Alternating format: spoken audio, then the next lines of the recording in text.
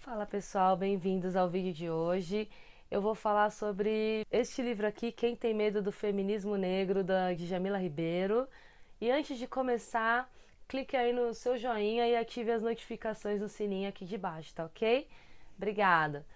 Então esse livro aqui é fantástico. Por que você deve ler? Para você entender esse processo todo do negro no Brasil e principalmente a mulher negra no Brasil e desses estereótipos que a gente tem e onde o preconceito aparece. Então são 34 capítulos fantásticos. A Djamila Ribeiro, que escreve esse livro, né? O nome dela na verdade é Djamila Thaís Ribeiro dos Santos, olha que linda, ela tem Thaís no nome.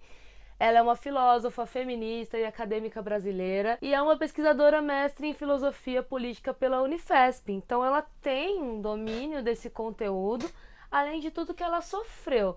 Então nesses 34 capítulos não tem um que é melhor do que o outro, mas assim, eu vou colocar os capítulos assim que você não pode deixar de ler.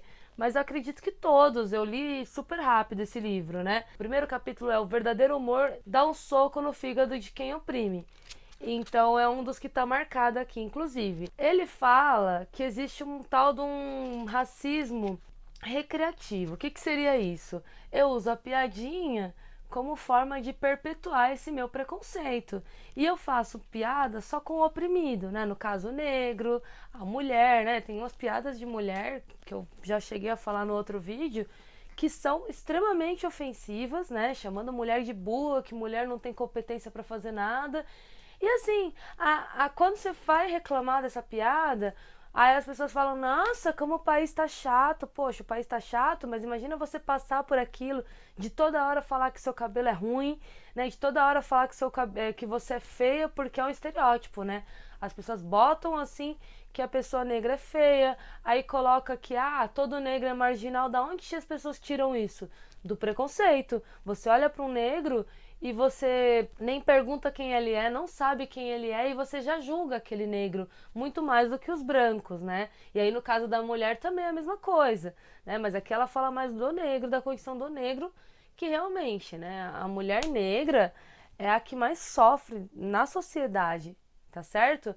Então, quando opiniões também matam, é um outro capítulo que tem aqui. É aquele fato de você falar uma opinião e falar assim, é a minha opinião. Pera, mas tem dados. Quando os dados mostram algo diferente para você, fala, tá morrendo tantas mulheres, tá acontecendo isso e isso. Se você fala que é a sua opinião, na verdade você tá se cegando. E você, na verdade, não tá tendo uma opinião, você não quer ver os fatos. Você pode ter a sua opinião, sim, sua opinião não muda os fatos, porém os fatos deveriam mudar a sua opinião. Isso é o que a Djamila fala e é uma coisa super verdadeira. Não interessa a sua opinião se você tá vendo os fatos e você não consegue interpretar esses fatos e você acha que as pessoas estão brincando.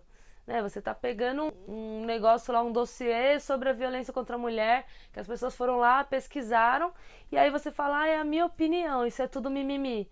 Azar o seu se você acha que é mimimi, ou você quer achar que é mimimi, ou você quer falar que é mimimi. Isso não vai mudar o fato de que tantas mulheres estão morrendo aí todos os dias. Aí ela fala também um outro capítulo que eu resolvi marcar aqui, não que os outros não sejam importantes, é que são muitas coisas para se falar. É esse capítulo aqui, ó. Falar em racismo reverso é como acreditar em unicórnios. Porque ela fala, né, que pro racismo tem um sistema racista. Eu vou até ler aqui. O racismo é um sistema de opressão. E para haver racismo deve haver relações de poder. Negros não possuem poder institucional para ser racista. A população negra sofre um histórico de opressão e violência que a exclui. Para haver racismo reverso, precisaria ter existido navios branqueiros, escravização por mais de 300 anos da população branca, negação de direitos a ela, como aconteceu com os negros, por exemplo, depois da escravidão principalmente. Brancos são mortos por serem brancos? São seguidos por seguranças em lojas? Qual é a cor da maioria dos atores e apresentadores da TV? Dos diretores de novela? Da maioria dos universitários? Quem detém os meios de produção? Há uma hegemonia branca criada pelo racismo, que confere privilégios sociais a um grupo em detrimento do outro. Então, se não existem esses fatores, não pode ser considerado racismo. Claro, existem negros que sofreram com tudo isso e ele acaba tendo um ódio ao branco, ou então, assim, depois de tanto sofrimento, ele acaba sendo mal educado com o branco, acaba fazendo esse tipo de coisa, mas não pode ser usado o termo racismo aí, tá bom? Tem um outro que é bem importante, que é o repúdio ao blackface. Depois ele fala também que mulher negra não é fantasia de carnaval. Então, o que seria o blackface? O blackface antigamente era usado para ridicularizar o negro mesmo, colocando um beição desse tamanho, assim, um branco pintado de preto, né? Colocando um beição desse tamanho, ridicularizando o branco. E também tem outra questão, que o cara coloca um branco pintado de negro para não contratar ator negro. Então, isso é uma forma de discriminar e é óbvio, né? Você tá ridicularizando o povo negro. Então, é o caso da Negra Maluca. Da Negra Maluca, que tem um outro capítulo aqui que eu não consigo encontrar agora, que fala: negra não é fantasia de carnaval. A gente tem que pensar sobre isso, refletir sobre esse tipo de questão. Que também é ridicularizando a mulher negra como se fosse uma doida dançando ali. E isso é uma forma de ridicularizar a cultura negra, tá? Tem um outro capítulo que eu também achei interessante, eu vou fazer algo só sobre ela, que é Bela, Recatada e do Lar, que fala, foi uma reportagem da revista Veja, que deu um burburinho danado na internet, né, que tinha várias formas de protesto depois, falando que o lugar da mulher é onde ela quiser, porque essa reportagem Bela, Recatada e do Lar coloca a condição da Marcela, né, que no caso, na época, o Temer era o nosso presidente, né, por pouco tempo, e a Marcela era a primeira dama, e a Marcela aparece como exemplo de mulher, não que a gente está criticando ela, ela pode ser o que ela quiser, mas como se a mulher boa é aquela mulher que está sempre à sombra de um homem poderoso. Então ela tem que estar lá cuidando da família e tal, ela nunca pode estar à frente. É mais ou menos isso que deu a impressão na reportagem, tá? Mais uma vez eu falo que não é para falar que esse tipo de mulher não pode existir, mas para dizer que as mulheres podem fazer o que elas quiserem, elas podem estar onde elas quiserem, tá certo? E o último capítulo que eu vou falar é exatamente esse aqui. O que a miscigenação tem a ver com a cultura do estupro? Que a gente glamoriza muitas vezes a miscigenação, só que a gente tem que entender que muito dessa miscigenação, dessa mistura de raças, aconteceu através do estupro. Os portugueses foram lá, estupraram as índias, estupraram as mulheres negras que eram escravas. E aí, essa mulher negra, ela é sempre reproduzida na nossa cultura como se ela fosse sexy sempre, ela é uma mulher forte e como se ela quisesse, ela é folgosa, ela é sempre representada sambando, com pouca roupa. Então, isso também é usado para falar que não, ela também gosta, ela tá gostando, ela gosta, o lugar da mulher negra é ali.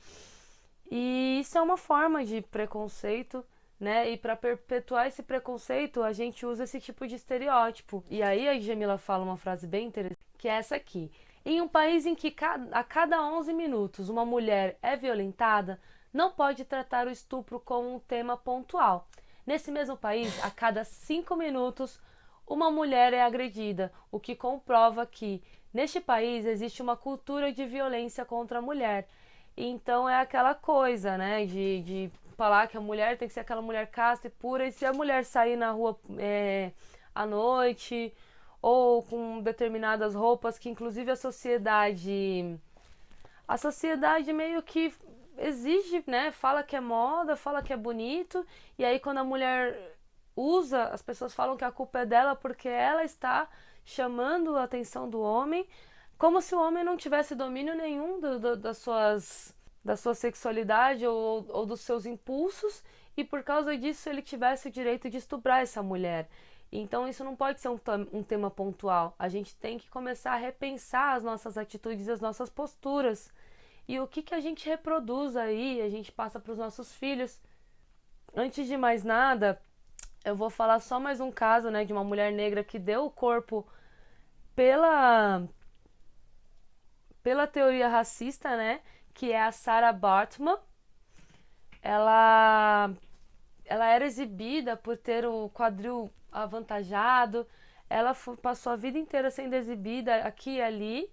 E ela, mesmo depois de morta, ela ficou, as suas partes, inclusive as partes íntimas, foram expostas no Museu do Homem em Paris até 1975, apenas após 2002, quando Nelson Mandela pediu mesmo, né, que eles devolveram os restos mortais da Sarah Baartman para a África. Então, olha só que absurdo, eles exibiam essa mulher, ela passou a, a vida inteira em circos, como se ela fosse uma criatura de outro mundo, como se fosse um verdadeiro animal. E ainda exibiam ela num museu como se ela fosse, né, é o outro mesmo, né? Não é um ser humano, é um outro. Sempre quando eu vou excluindo a pessoa, eu vejo ele como diferente como o outro, ou seja, aquele que é diferente de mim.